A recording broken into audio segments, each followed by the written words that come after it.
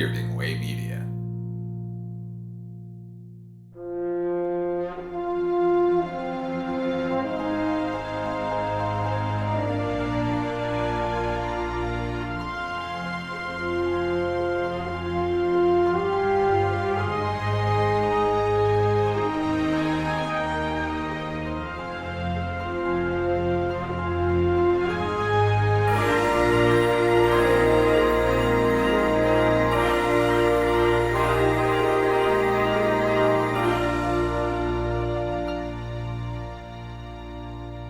Welcome to episode 118 of the Filmumentaries podcast. This is your host, Jamie Benning, and today I'm bringing you a conversation that digs into the mysteries and details of one of my favourite films and one of cinema's most iconic films, Stanley Kubrick's The Shining. My guest is Paul King, a director who's recently released a short documentary called Shine On, The Forgotten Shining Location, which explores the hidden history of Elstree Studios, where much of The Shining was filmed. Paul and I talk about how his fascination with Kubrick's work, and The Shining in particular, led him to investigate rumours about surviving parts of the film's set, long forgotten within the studio's office spaces. And he shares how he uncovered these locations, how he matched them with scenes from the film, and also how he worked with the Kubrick estate to bring this project to life. We also get into the challenges and rewards of balancing passion projects with regular work, something I'm all too familiar with. And Paul gives us insights into set design, the production history, and how he collaborated with Jan Harlan, Katerina Kubrick, and art director Les Tompkins to piece together this fascinating story.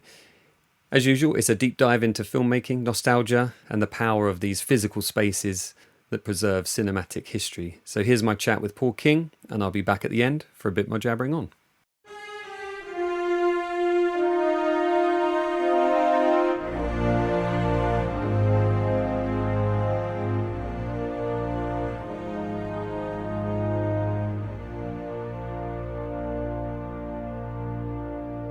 Paul, when did you first see The Shining? Was it a film that, I don't think you're old enough really to have seen it back in the day. Is it a film that you kind of grew up on and have increasingly loved over the years? Yeah, so I think the first time I saw The Shining, God, growing up, obviously, I've got an older brother, so I used to watch, I think a lot of my film influences have come from, like you do with film music, you get it often from older siblings. Came from him, but then also there was a time, I think it might have been on like Channel 4 in the UK, they were rerunning, or they started to seem like they were rerunning lots of classic films, maybe on like Saturday nights or something, which my dad would often record. And we'd watch them on the Sunday afternoons. And I've got a feeling there may have been like a Kubrick season, maybe in like the early 90s. Something like that, early to mid 90s, and I think that's the first time I saw it. I'd heard about it, but that's the first time that I'd ever watched it. Yeah, on a sun. It's probably not the ideal viewing for it. It was probably on a Sunday afternoon, probably in the summer, in my parents' lounge. There is something about our sort of generation that had that kind of discovery of these movies, though, via television. Obviously, we could go and rent VHSs earlier on in our childhoods, and then DVDs later on. But there is something about that discovery of films on TV, especially when you kind of join them part way in. You think, what the hell is this? And you're kind of hooked. And for me, that was probably the first time I saw The Shining is on TV as well. Just, I think there was always that great curation of films, wasn't there, on particularly on the BBC and on Channel 4, where they would do a season of, say, Kurosawa or Scorsese or Kubrick. And I think later on there was even that fantastic season of Kubrick stuff, I think on Film 4, Channel 4, where they did that amazing trailer where they kind of recreated the behind the scenes. That was still kind of blows me away today, that trailer. But I was watching that in the run up to making this again. Just seeing all the details that they got in that, and even had the script had a person, I think, who just looked very much like the script supervisor from the time, and like hands same in the outfit, script, glasses on and everything. So, and loads of nods to the making of throughout that as well, similar to when you see like Jack going down to the set for the first time, and the camera's following him, and people are giving him a nod, and looks really similar to that. The bow and all that That's stuff. It. Yeah. That's it. that is a wonderful making of by Vivian Kubrick. You know, it's I remember seeing it on Arena over here in the UK and recording it all those years ago. Um, and it's probably one of the best making of movies. Now, this film, of course, because it's such a meticulously made film, you know, Kubrick's known for his sort of meticulousness, and it sort of makes us as enthusiasts just as meticulous. And you know, despite it having books on it and documentaries about it, what was it about this documentary that you've made, Shine On, that you felt that there was another little kind of niche to kind of work on and make another film about?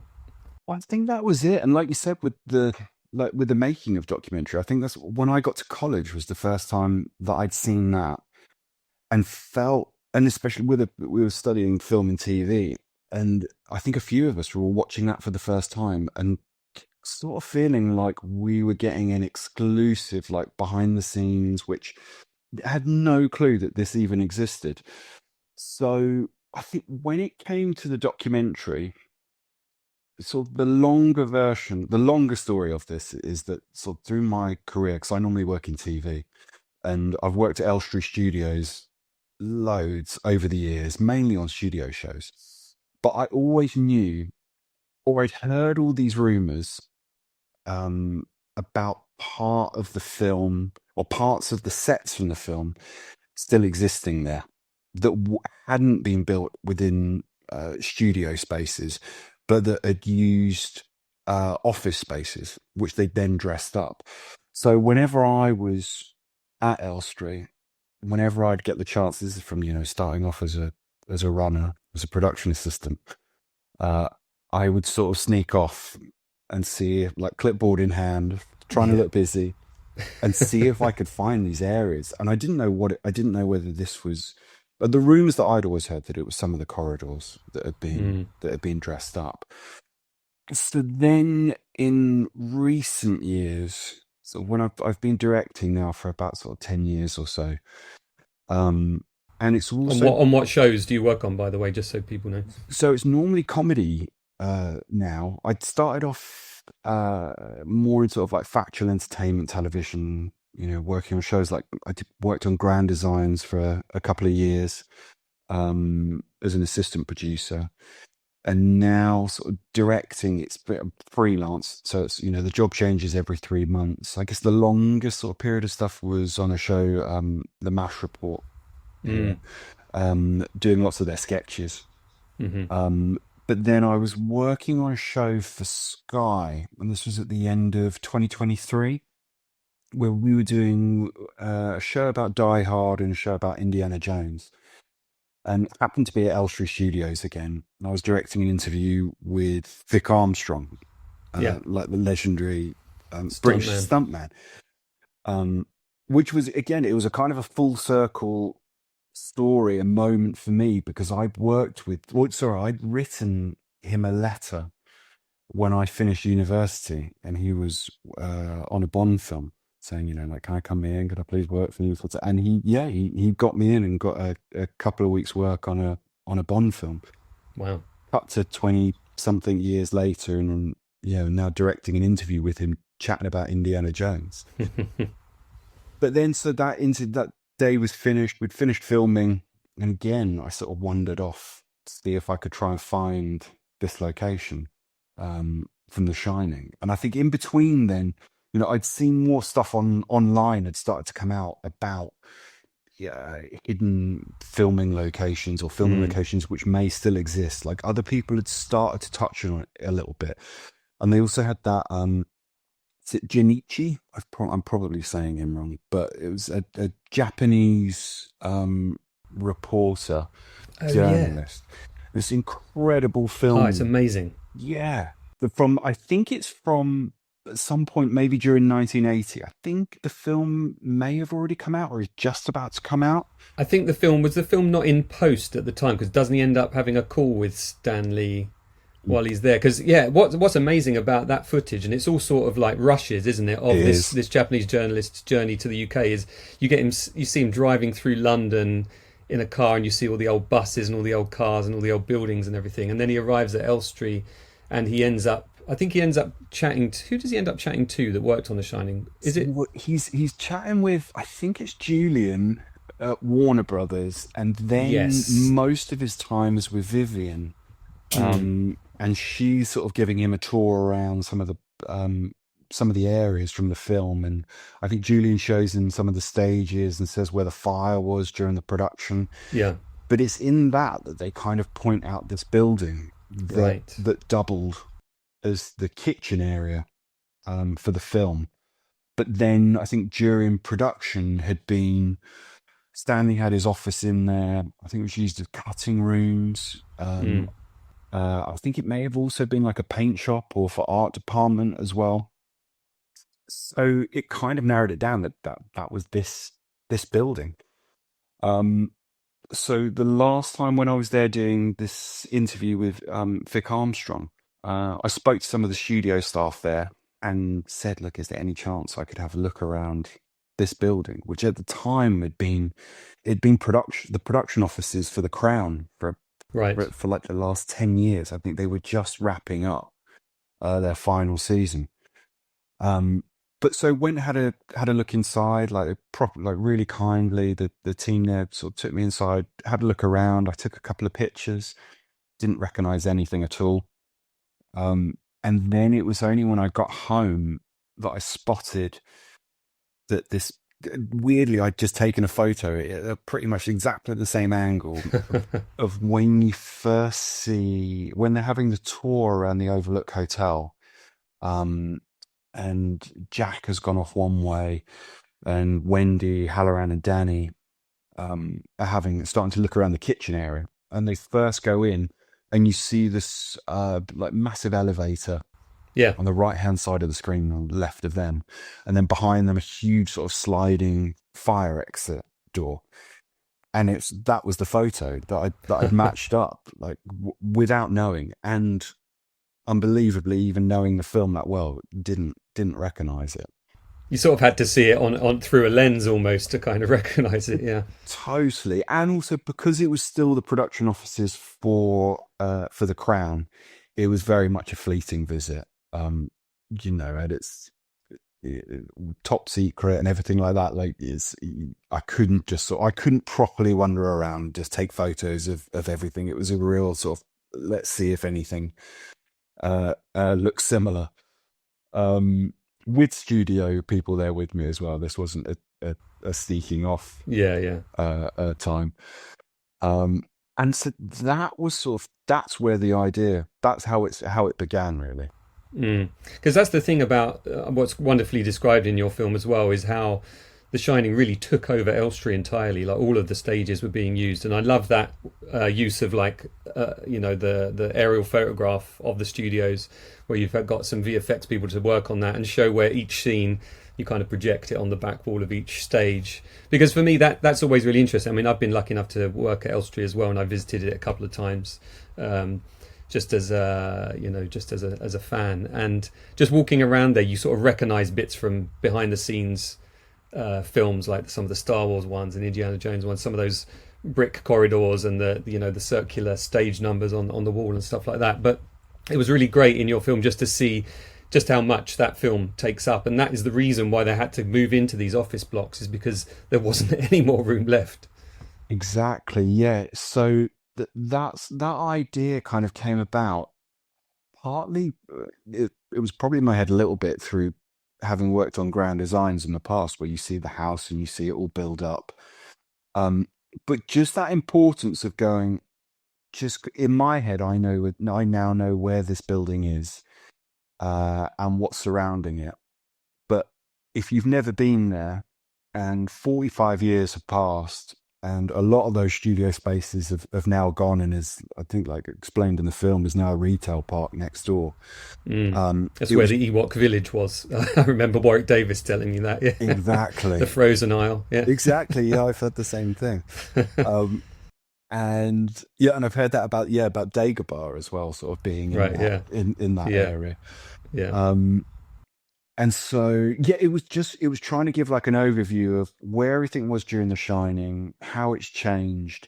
And yeah, that was a team at a old friend of mine at 1920 VFX, who kind of built this. I sort of roughly explained it, and then they came back with that. And it was just, yeah, It's very cool. It's very very cool. nice look Totally to it. blew Yeah. my mind. Yeah, I love the way the back lot kind of the hotel stands up, in the background. Because that's the thing about these sets is because they are four walled. As you've got interviews with Jan Harlan and Katerina Kubrick and Les Tompkins, the art director, and Les talks about how none of the sets were three walled; they're all four walled. So it kind of fits that they would use these office buildings as real buildings because that set kind of still today utterly blows me away in terms of its artistry and its how convincing it is. I mean, it feels like you're in Colorado. There's also something for me as a Brit, I'm sure it's the same for you, that there's something quite tantalizing about the fact that this huge American movie was built just up the road here in Elstree with British hands, and that meticulousness is something that's always really amazed me about those sets. So it's no surprise that they chose these genuine places to shoot in. So did you, once you got the idea for this and you got these photographs and you're sort of comparing them against the film, what was the next step for you? Did you get in contact with Jan and Les, and did they guide you through that?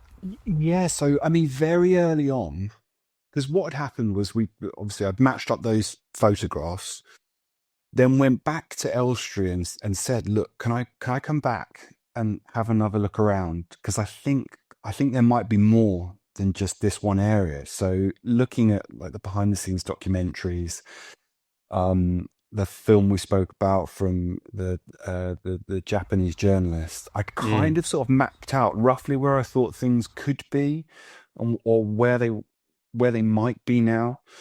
So went back and had another look around. Like Elstree were really kind and said, "Yeah, like come have a look." This was just before Christmas, 23. Went there, had a look around, and then obviously like new walls have gone up in there, and it's an office space. It's not the kitchen from The Shining, so Yeah. it's difficult to sort of map your way around. And then I was sort of thinking, okay, there could be something here. Maybe we could try and document this somehow. And then from looking at this little map which I'd drawn for myself, which kind of didn't really match up that well at all, but then sort of seeing what we thought was the corridor and then the door to the pantry, and looking at that and going, I think this is the door to the pantry. Going to open it, it was locked. And then getting the studio to open it for us, and then going in there and going, wow, like this is, I mean, it's ridiculous. It's basically, it's a store cupboard with some empty Yeah, but shelves. there's something so amazing about that is the real sort of wow moment, I think, in your film, because there's just something so central in the film about that location, with Jack being locked in there and all of the American tins and tin cans and everything all stacked up. And you see that, with your contributors in the film, Jan and Katerina and Les, when they walk in there, you could see on their faces just what an amazing experience it is to sort of be in that place, all these years later, all these decades later. And for fans like me, that is a very cool moment. So that was the moment when we were walking around going, okay, we've got something here. So the initial idea very much was just to do like a now and then a now match, because so many of those shots in that area as well were done on the Steadicam.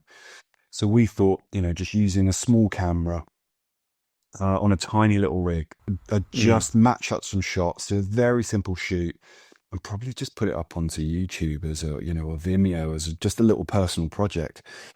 But then at the same time, in the background, I've got in touch with Katerina Kubrick, and then the idea just got bigger and bigger and bigger from what was going to be a 2-minute film. It just grew really. And then, had a meeting with Katerina, Jan Harlan, and Howard Berry as well.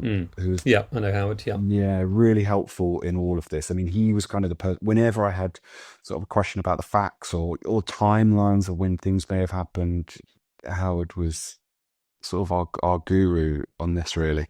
Yeah. So Howard is, just so everyone knows that's listening, Howard works as a lecturer, doesn't he? But he's also a massive fan of The Shining, and he did a thing called the Elstree Project, which was like a history of the studios via interviews with people who work there. He recently has just made a very cool film called Her Name Was Moviola with Walter Murch as well, which I spoke to Walter about recently, actually. Yeah, and he's just very knowledgeable about that, isn't he? It's been part of his world for a long time. Totally, and he's got a really good connection with the Kubrick family as well. Yes. So he'd almost sort of trodden this path that I was starting to go down beforehand, and yeah, and just was able to open a lot of doors. But so we all had this meeting. I kind of pitched them roughly what I thought the idea was. Again, still, it was a 8 to 10 minute film, Mm. and then through them being introduced to the Kubrick estate and the Stanley Kubrick film archive, which is Nicky Adams and Jonathan Cameron, then meeting or speaking to Les as well, Hmm. Les Tompkins, who is just, I mean, his CV is unbelievable, It's crazy. and one of the nicest guys ever, and just great stories Hmm. about the films that he'd worked on.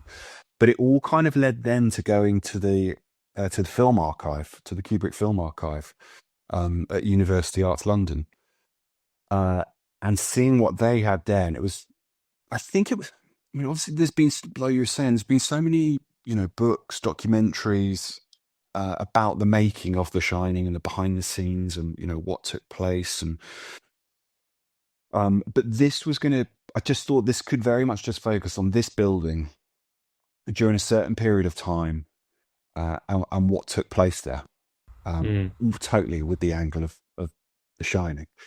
Uh, so then going into the archive and seeing so much behind the scenes and of what had taken place in this building, and then knowing through the stories that I could get on camera from Jan, Les, and Katharina, mixed with this archive, I thought, yeah, we might have something quite special here. So that was basically leading up to the filming. And in the archive, was there material that kind of confirmed your suspicions? Was there actual plans? Was there actual set drawings? What did you find in there? There was, I mean, mainly it was sort of photographs that I was sort of focusing on, interested in. Obviously, this archive is huge, Oh, it's huge, beautiful. and there would when you book to go in there, you have looked at everything on a computer first, and then you just buy like a listing, like you go into a library, rather than you don't go down the shelves and open up each box. You book in and sort of say what it is you'd like to see. So then it can be they can steer you, but it can be a little bit of a guessing game as to what you're actually going to get. So for instance, I had one box um that it turned out was just, I think it was just cigarette machines. It was just magazine pictures of American cigarette machines from that era, but thousands of pictures of different cigarette machines. But then relating to this area, it was more in sort of like the behind the scenes photographs, and so much of it, the real sort of gems were the continuity photographs that had been taken at the time. Where you could see some of the crew using, I don't know whether they're testing it or uh, but they're using like the kitchen equipment to Mm, mm. cook, and I think there was a few pictures of like plans from that area. I think they had built lots of miniature scale models of the sets, I guess, for Stanley to have a look at first of all. And even though this building was an existing building, they still created miniatures of this, I guess, so he could see where the acts would be placed, where he put his lighting, or how to use practical lighting within that area. So, but again, it was like going through, especially with the continuity photographs, because there's so much where, I mean, there's one in the film where Jack is sat on the floor of the pantry with Stanley next Yeah, to him, and he's pulling a face to camera. yeah. It's just like looking through a family photograph album, but it just happens to be that all those photographs are on the set of The Shining.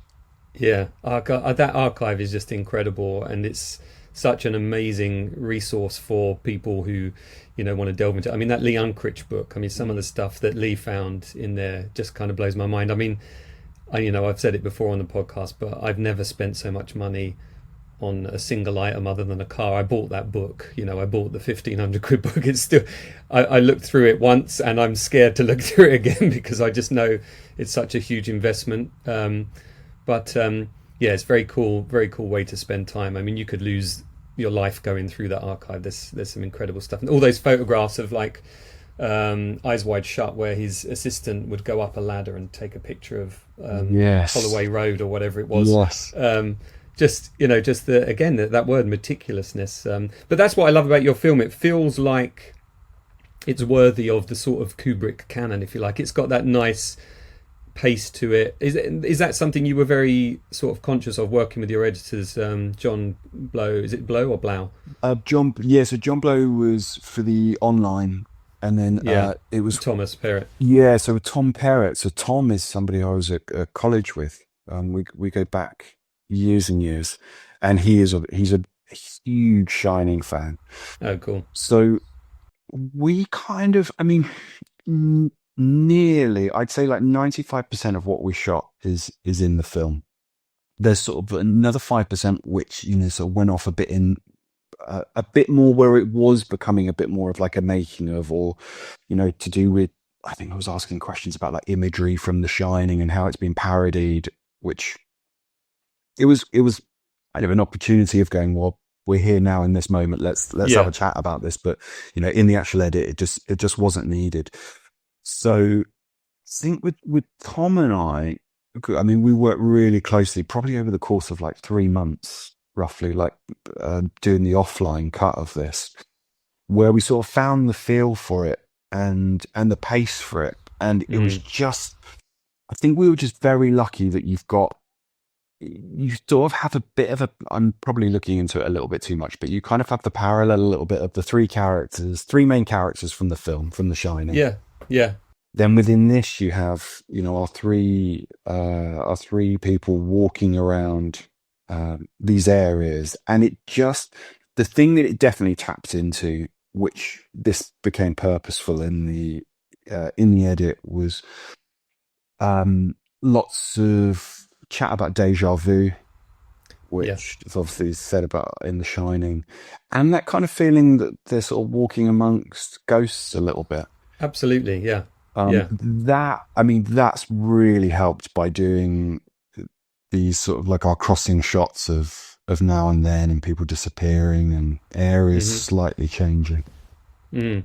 Yeah, I mean, I'm on some pretty heavy painkillers after some pretty major dental surgery at the moment, but I did actually shed a tear this morning watching it again because there's something about people of a certain age revisiting something that happened decades ago and sort of feeling it again, like that. Also, a friend of mine, David Whiteley, he did a documentary about the galaxy that Britain built, so it's about Star Wars, but the British kind of contingent that was there, and he took Robert Watts to Elstree, and Robert's talking about how he can feel the energy in the studio and all of that. And I had a similar sort of reaction to your film, where it feels like that, where there's something about memory, there's something about that connection to the past that's in the film itself, but it's also in your film, and you can see it on the interviewees' faces as well.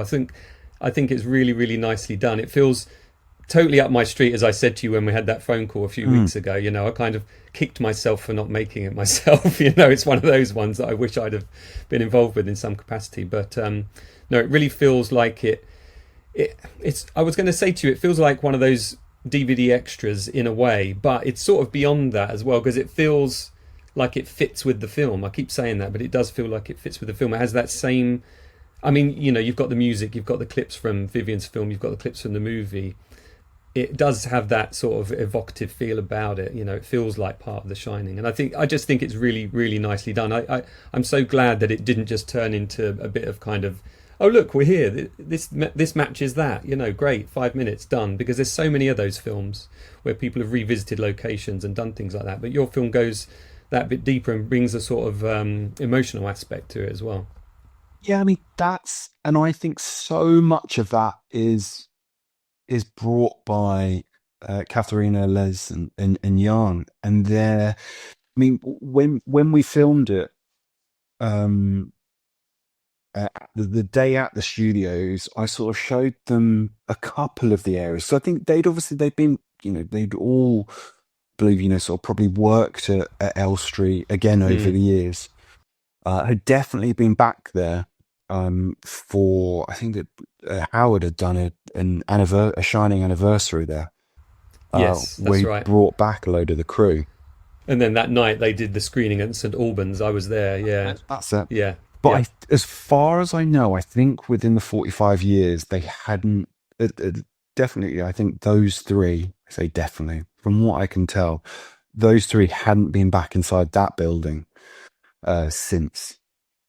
And especially for, Jan and Les, like during the making of The Shining, with that being the offices as well, they pretty much spent probably 2 years in there during that time. But when we came to film it, I sort of showed them a couple of the areas on the filming day, because like I said, from that first time I looked around, a few new walls had gone up. Bits of it are difficult to recognize until you're sort of showing the photograph next to it. But then I just kind of let them sort of go with it, really, and sort of tell their memories as they got into each part, and then and each of their personalities kind of comes out on camera. I mean, obviously, I was saying I've been doing more sort of comedy production over the last few years. So, I purposely didn't want to steer it too much into it becoming a performance from each of them.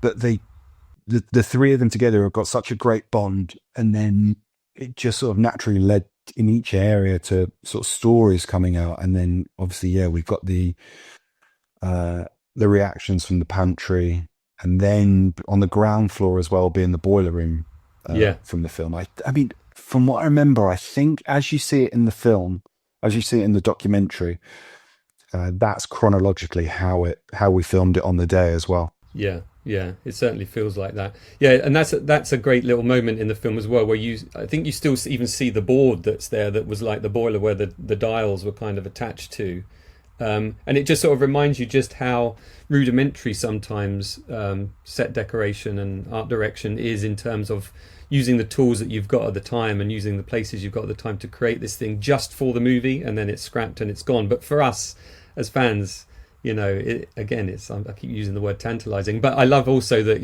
Katerina's talking about how at her mum's house they've still got the table that Jack sits at typing, and Jan's got the bathroom and all of that stuff. I mean, I'm spoiling a few moments in the film here, but and I love that, because for them it's just a thing, but for us as fans it's like, wow, this stuff is still there, and that's it, isn't it? I think for people like us, for fans like us, there's something about just creating a connection to that film that we love so much.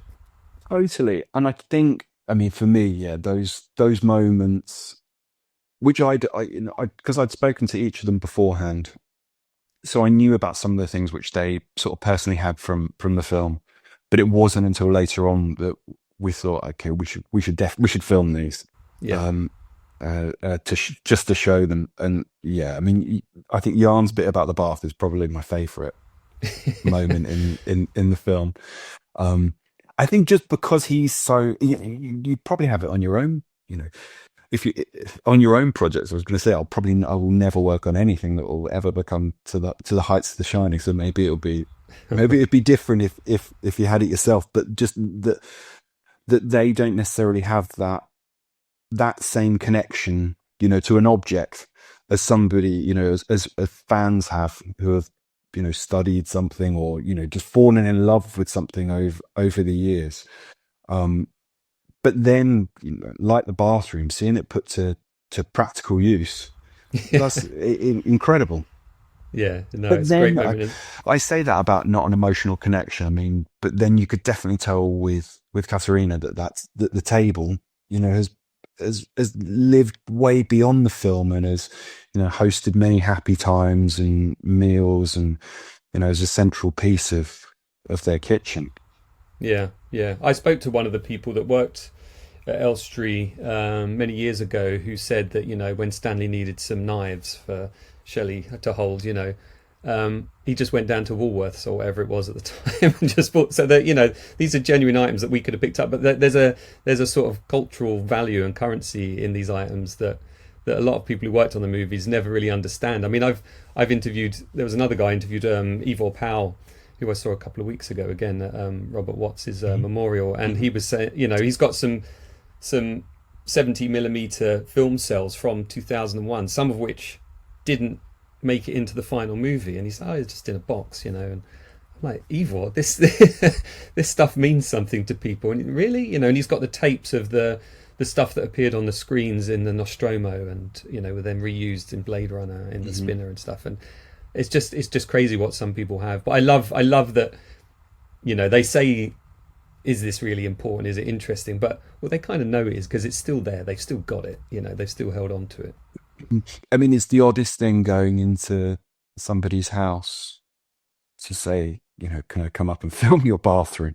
But he was lovely about it and really understanding. And yeah, I think it's a special moment within the film. But I think, like you were saying as well, though, I think I'm quite a nostalgic person, but then also have this connection where I've always just had a thing about film sets that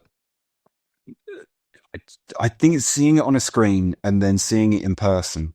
And that's when we went into the pantry, which is the store cupboard. But when we went into the pantry, it felt a bit like stepping into that movie, that world. I mean, when Dr. Sleep came out, all I wanted to do was take a walk around those watching the film. I was just like, I want to be walking around those sets. Well, I asked Lee Unkrich when I interviewed him about the book, the Shining book that he did with Taschen. I said, did you get to go on the set for Dr. Sleep? And he was like, do you know what? I didn't. And I still feel sort of sick to the stomach that a fan of that magnitude didn't get to go and sort of experience those places. I mean, part of me got to the end of your film thinking, right, Harry Potter has that experience thing up at Leavesden. Maybe we could recreate the sets from The Shining in that building, because the building looks mostly unused at the moment, and I think Elstree's pretty much shut down at the moment, isn't it? There's not much going on there. What was there so we were back there a couple of weeks ago. I think what they'd just been shooting. They just finished production on something, but they're pretty busy at the moment. Yeah. Oh, good. I'm just trying to find a way that those rooms could be recreated in all their shining glory. But how long did the film take you then, from kind of start to finish? So everything really kicked off towards the end of January, 24, and then finished towards at the end of July. And obviously, when we were in the edit for this was when Shelley Duvall passed away as well. Yes, dedicated to her, which I thought was lovely at the end. Yeah, it was one. I mean, it wasn't somebody who I've met. Would love to have met her. But for 5-6 months had been on a computer where every day her image was on there. So when that news came through, and I was with Tom editing, and we got the call to say she's just passed away, which was like a really surreal and sad moment.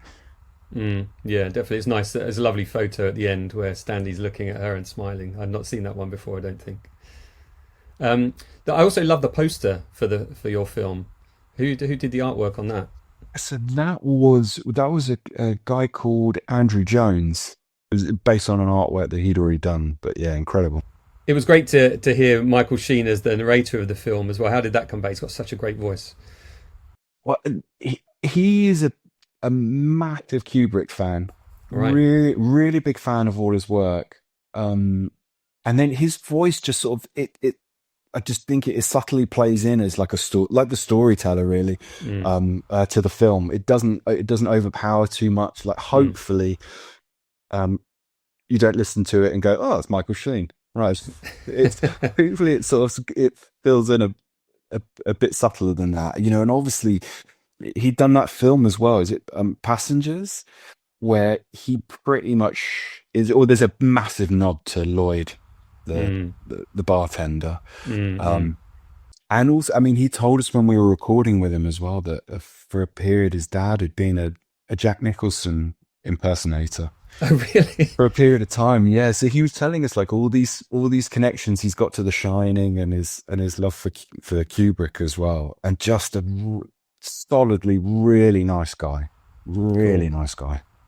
And what's the reaction been to the film? Have you had a screening of it? What's the reaction from the estate, from fans? Yeah, I think like reaction generally has been really good. Obviously it's a selective audience, so but there hasn't been sort of like the usual comment hate you'd see to stuff. I think like sort of the most negative thing I think I've seen is saying this is too short. Why can't it be Right. longer? I Oh, think well, that's nearly everything we shot is down there on film. that's Um, praise, if anything. Then, yeah. yeah, I think so. I think so. It's been too on that side. It's been like really positively received. The family and the estate are really happy with it as well. And so much of this was there because they didn't know me, and so it was them putting their trust in me and sort of going along on this journey. Um, yeah, they were amazing. They were incredibly supportive with this, and then at the end of it, from what I can tell, have really liked it. Have enjoyed sort of like the final outcome of it, and just seeing that it was something that hasn't been covered maybe Yeah. to this level before. But and so then yeah, we had a screening party on um, Halloween of this year, back in the Enigma building at Elstree Studios with lots of the original crew from the film, Wonderful. and the Shining twins as well came along. And it was, yeah, we had that kind of, well, I definitely had a surreal moment of going. So we're watching the film and, having a couple of drinks in the building where we've shot this documentary, where the original film was shot. It was like a movie within a movie and sort of a Yeah. dream within a dream in Yeah. Inception That's moment. But amazing. I just sort of had to pinch myself really going like I would love to be able to have told my sort of 12, 13-year-old self watching that back at home, um, that your sort of interest in this movie will eventually lead to uh, this total sort of geek out moment. But I think, and one of the nicest things about it as well was that some of the paint shop that have been at the studios for years, they've done a new painting which is on the entrance to the Enigma building now. So anybody going in there, I mean, there was a mural which we highlighted in the film, Yeah. of the blood elevator scene, but now there's a new painting that's as soon as you go up the stairs is right in front of you. So anybody working in there from now on will know. I'd say this building's a part of The Shining. Another of the things I love in the film is how you've matched up those shots. How did you go about doing that? Was that time consuming? Did you have like a good friend that you could sort of direct? Did you have an iPad walking around trying to match the shots? How did you achieve that? So what I'd done is I'd taken all the clips from the films, um, edited it down, put it onto a phone, which we then rigged up to basically like a mini Steadicam, Right. which so I had my DOP John Cassell doing that. Where we've literally, I mean, so much, it's so difficult because the spaces do look quite different. But then, luckily with things like the pantry, where you've still got what we think is the original shelving in there, Yeah. he's got his camera, the phone on top matching the scene, and basically just trying to match it back and forth. So yeah, that was sort of to John's uh, hard work really of seeing how closely he could get those shots to match, and obviously with some of it as well, the speed within that they're walking around with the Steadicam is Mm. trying to match that as the framing as well. So I think we got pretty close to it, but yeah, Yeah. John did a Yeah. great job on it. Yeah. Really close. No need for like 120 takes then, Kubrick style. No, I think we were two at the most. Once you've got all this footage as well, obviously, as I know, as somebody who kind of edits live for a living and has delved into post production, a lot of the film is made within the edit itself. What was that online edit process like for you in the end? Yeah, so we'd had the big offline with Tom, which I spoke about, where we kind of created like the essentially sort of like found the story, and then I did the online at Suite in Soho with one of the big editors there, John Blow, who again incredible and just has that sort of attention to detail, which I was always trying to hit on throughout. Yeah, and so we did, like our online cut there, did our grading there as well, and all our dub, just bringing it all together. Really, just I think our final online on that was probably about a week and a half, roughly, something like that. But yeah, they just did a brilliant job of pulling that all together. So is this giving you the bug to explore more iconic films and make films about them? Because this is a film that you've made in between, like doing your real job as well. So these passion projects do take time and do take a lot of effort and dedication. But is it kind of giving you the spark to do any more? I think it would be. I mean, I'd love to do another Kubrick related one. Would be amazing. We've had a few chats about that with the estate, like see really what comes up, and if it naturally fits really. But I think it's just if there is a story that sort of like really connects. I mean, with this, there was never really an intention to make a film out of this. I just wanted to go and see these areas and these spaces, Yeah, right. and then Elstree sort of were really on board with the idea of documenting it somehow, and then the Kubrick family were interested as well. So I think if something comes up where that's like another treasure trove find, then definitely. Cool. And just to finish then, Paul, where can people watch your film? But the film is on the official Stanley Kubrick YouTube channel. It's like at Stanley Kubrick, under Shine On, the Forgotten Shining location.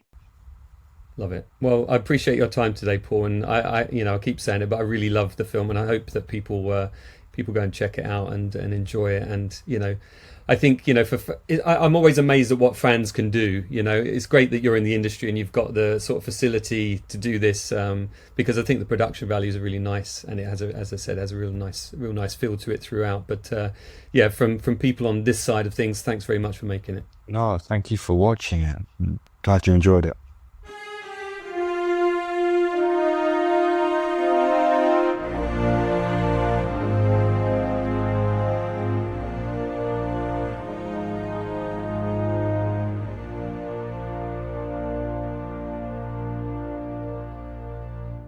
Hope you enjoyed my chat there with Paul King about Shine On, the Forgotten Shining location.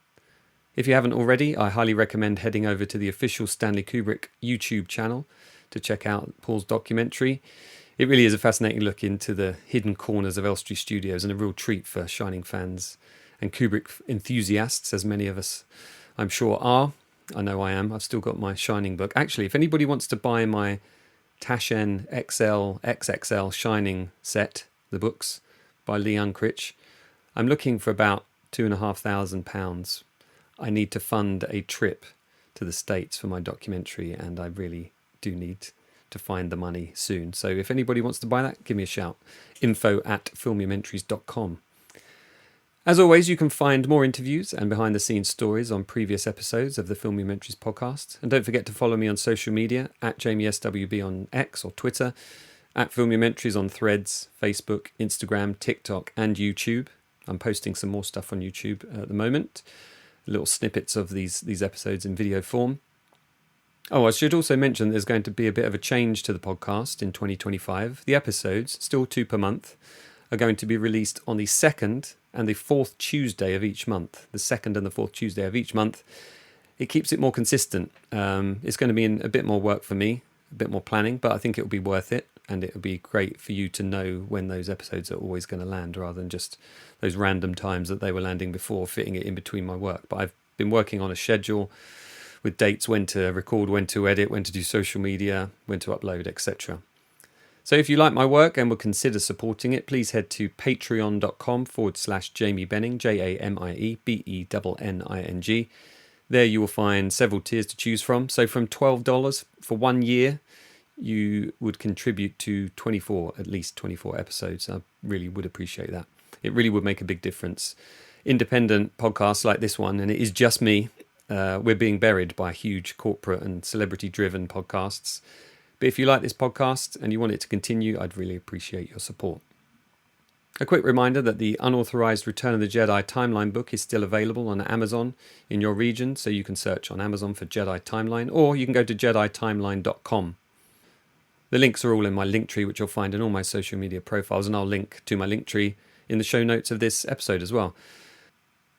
Later this year, to save money, I'll be cancelling my Vimeo Pro account, which kind of housed all of my filmumentaries. So if you want any of my feature length or my short filmumentaries, I would suggest you log into Vimeo and download them as a matter of urgency. After the subscription has ended, they'll no longer be available to you. So yeah, go and do that if you still love Returning to Jedi, Inside Jaws, Star Wars Begins, Building Empire, Raiding the Lost Ark, the Evil Power one, the Robert Watts one, the Dave Barkley one. Yep, you can log into Vimeo and download those.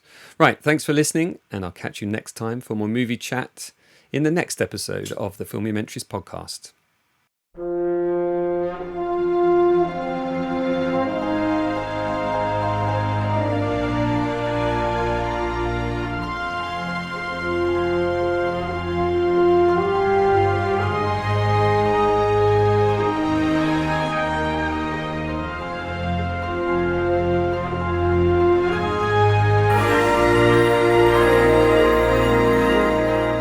This podcast is produced and edited by me, Jamie Benning.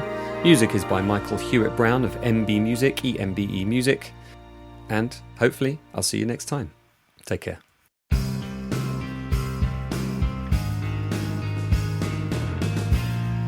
We are being way